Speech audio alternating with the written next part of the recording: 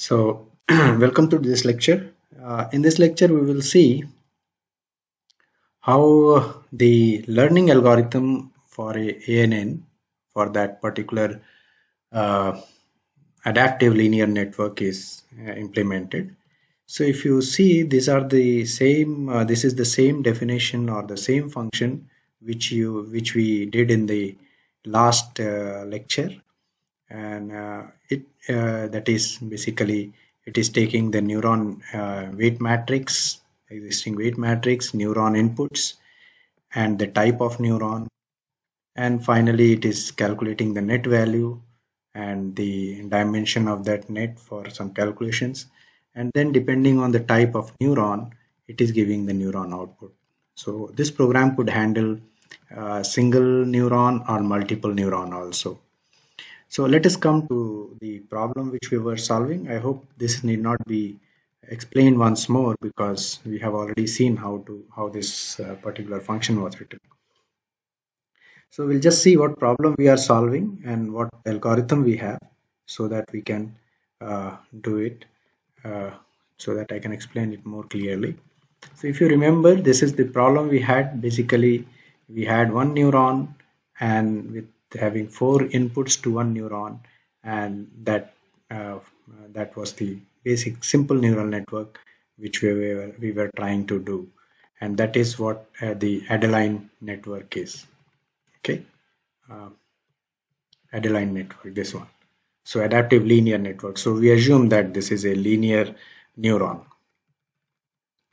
And we assume that if I give this input and this as the output against this input, and this input and D2 is the output required for this, and D3 is the output required for this, then how do I train my weights or train my network so that I can get that particular output. So in this Adeline, if you see what we talked about is there will be adaptive algorithm, and depending on the error, this weights will be corrected, and then so that we start getting the output as desired.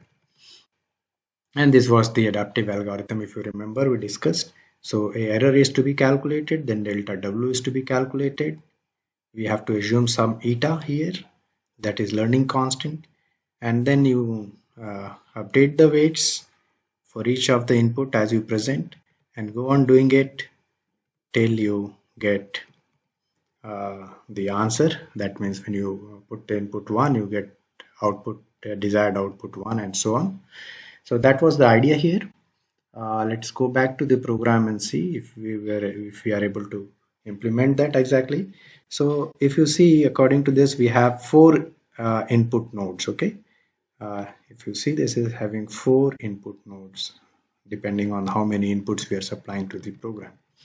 So if you see this question, there are including this bias 1, 2, 3, and 4. So there would be four input nodes, and there are three input sets which are to be provided along with the three output sets. Okay, corresponding output sets. So here there are four inputs, number of input nodes are 4, and number of neurons is 1 we have taken. Now what I do here is I generate a weight matrix depending on number of inputs and number of neurons, and that weight matrix is randomly generated. Okay, so np random dot rand. So np is, it generates a, uh, matrix, random matrix between 0, having elements between 0 and 1, and the number of rows and number of columns would depend on number of neurons and number of inputs. What I am doing here is this is np random rand, this is one random matrix, and same another random matrix. They are separated so that I get weights between -1 and +1. That's all. If I want weight only between 0 and 1, then this minus business need not be required. Okay, so basically two random matrices, I am subtracting them to get the random weight between -1 and +1. Now I have here what I do is I, depending on the weight matrix, a correction, that is delta W, which we talked about, will have a certain dimension, that is number of neurons. So as many weights, as many delta W's would be there. So that is what is I have generated just to start with zeros here. And I have taken eta as 0.01 learning constant, which we just talked about. Now these are the input. If you see, we have the same inputs which we were seeing there. I hope yes, -1, 2, 1, 9, -1, 9, 2 and 4, -1, 1, 5 and 6. So these are the inputs which I am supplying it as inputs, instances, that is examples, and corresponding to this input there are desired outputs. So 1.4, 2.5 and 2.9. So this is to D 1.4 and 2.5 and 2.9. These are the things.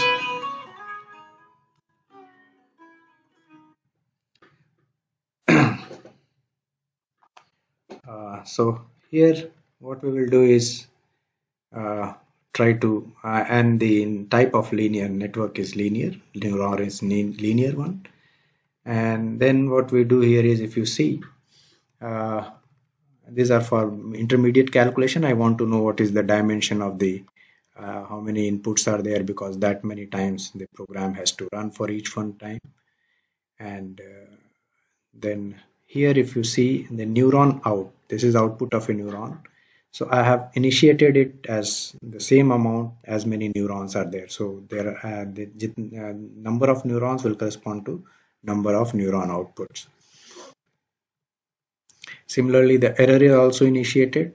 That means number of neurons will number of error will depend upon number of neurons. So now if you see, what I am doing here is I'll try to iterate over, say, maybe just first from 0 to 1, just one iteration. What I am doing here in this particular for loop, that is from here, this for loop, what I am doing here is I am for each of the input, first I am calculating the taking the input instances. Then I am calculating according to that input instances and supplying that input to this neuron output function, that is to get the output of the neurons. So this input, weight and t, if you remember, this was the function written by us. We supply them to get the output for that particular input. Okay, so that particular input gives me the output, and then a error is calculated depending on what output I have got and what is the desired output. So if you remember, these are the desired outputs.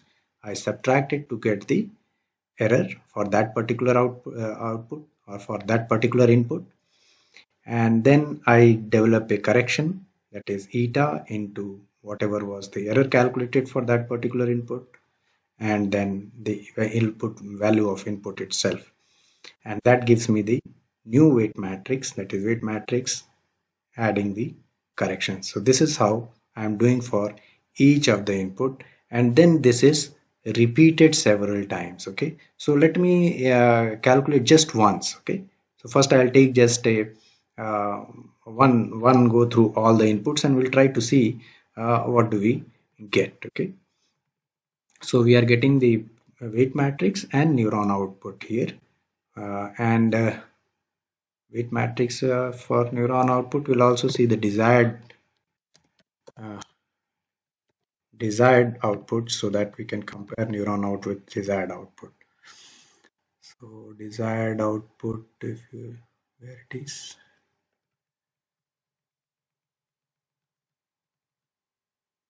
desired outputs. So we'll see what are the desired outputs, and then we can match them.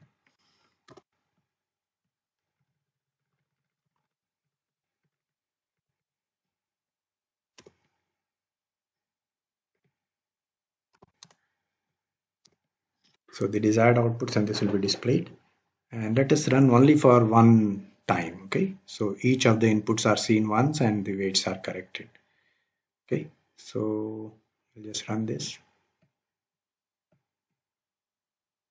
Okay, so if you see for one run, the first weight matrix was this, 4 weights should be there, and these are intermediate calculation, type of neuron is shown, net value, this is the output from the neuron, that is net value, and then error is calculated.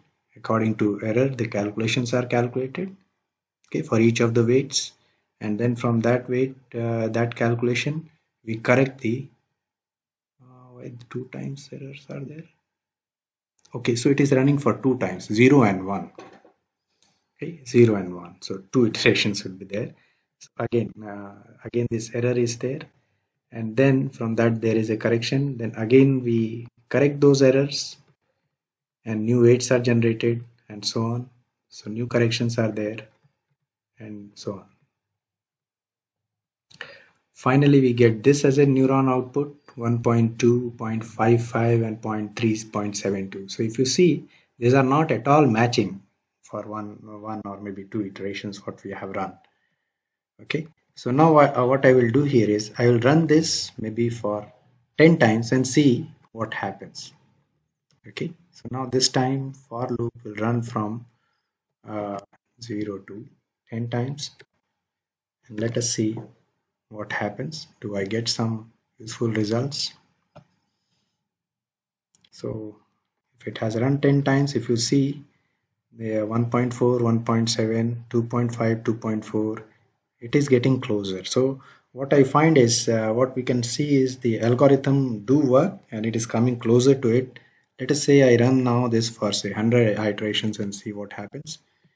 Will I get better answer than this? So here, if you see, this is quite close now. We have almost same, okay, 100, or maybe if you want more accurate, then you can go for 1000. But practically, if you see, this is 1.4 and we got 1.36. So if you supply the first input, you are going to get 1.36. If you are going to supply the second input to the network, you are going to get 2.5. If you are going to supply the third input, you get 2.91. So it is close to that. So in this network, we say has learned this set of inputs and the output relationships. That mapping has been completed. So I'll stop here for this, and you can try out for several, maybe more than one output and so on using this program, and see for yourself that how this exactly this works. Thank you for now.